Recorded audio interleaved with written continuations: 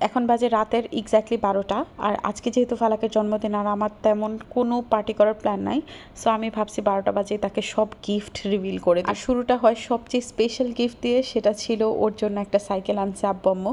So এটা দেখে ওই সবচেয়ে বেশি খুশি হয়েছিল, আর এটা ও বলতেছিল যে এটাই সবচেয়ে সুন্দর গিফট। ফালাকের প্রথম বার্থডেতেও একটা সাইকেল গিফট পাইছিল, যেটা কিনা দিদি দিছিল, তো সেটার মেয়াদ আপাতত শেষ।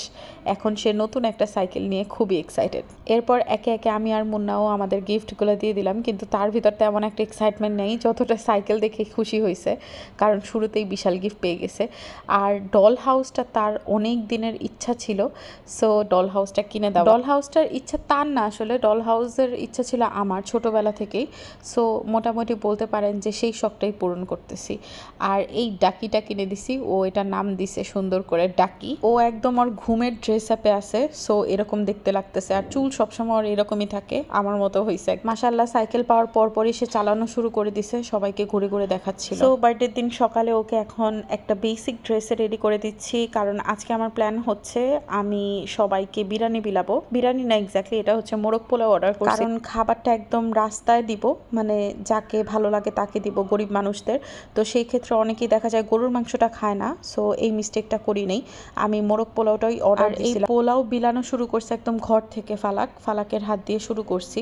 প্রথমেই দিছি মানুফুপিকে, যিনি আমাদের খুবই ক্লোজ একজন মানুষ। এরপরে ঘরের আদার্স যে লোকজন ছিল তাদেরকে দেওয়া হয়েছে। আমার সবসময় দোয়া থাকে ফালাকের 2 হাত ভরে যাতে মানুষের জন্য কাজ থাকে, 2 হাত ভরে যাতে ওই দান সৎকার করতে পারে, মানুষকে খাওয়াইতে পারে। সো এটাই একটা প্ল্যান করি, আর এটাই ইচ্ছা রাখি আজীবনের জন্য।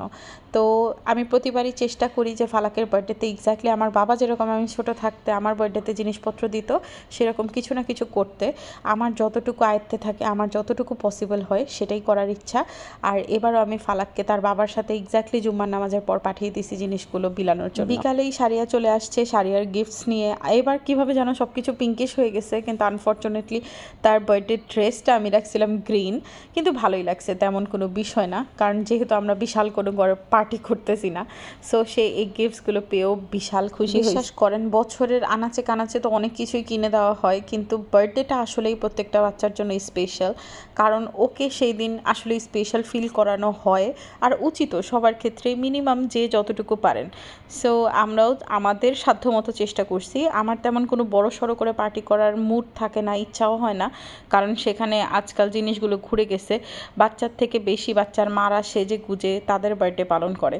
কিন্তু মজার বিষয় হচ্ছে আজকে কিন্তু আমারও বার্থডে, আর 15ই আগস্টে আমরা 2 জনের বার্থডে একসাথে শেয়ার করি, কিন্তু তাও আমি চাই এই দিনটা আমার ফালাকের জন্যই খুব স্পেশাল হয়ে যাক, আর প্রতি বছর যাতে ওর জন্য কিছু করতে পারি, মানুষের জন্য যাতে কিছু করতে পারি। আচ্ছা, আমাদের সুন্দর কেকটাও চলে আসছে, এটা আমাদের প্ল্যান আছে রাতে কাটবো যখন সারিয়ারা একসাথে আসবে, কিন্তু ফালাককে রেডি করে দিছি যাতে সে খুশি মতো ঘোরাফেরা করতে পারে, আজকের ডেটা স্পেশাল তার জন্য। আর আপনারা সবাই আমার ফালাকের জন্য অনেক অনেক অনেক দোয়া করবেন, সে যাতে অনেক ভালো একজন মানুষ হয়, আর সে যাতে খুব ভালোভাবে মানুষের জন্য কাজ করতে পারে, সব দিক দিয়ে যাতে একটা পরিপক্ক বাচ্চা হয়।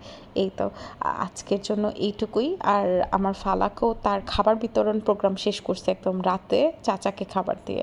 সো এইটুকুই, আশা করি সবার ভালো লাগছে আজকের ভিডিওটা। আল্লাহ হাফেজ।